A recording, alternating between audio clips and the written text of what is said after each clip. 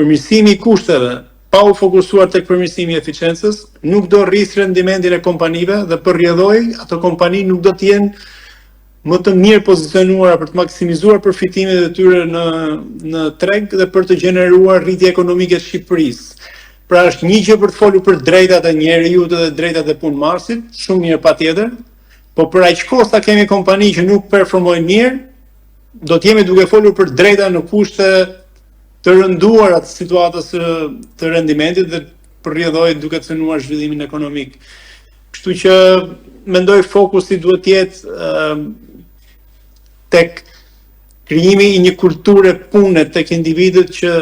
i bën të gjithë të mendojnë si mund bëjnë gjithnjë edhe më i gjindshëm, më produktiv, që gjatë orës time të punës unë të prodhoj më shumë, për shembull, si mund ta përdor teknologjinë e informacionit dhe komunikimit për të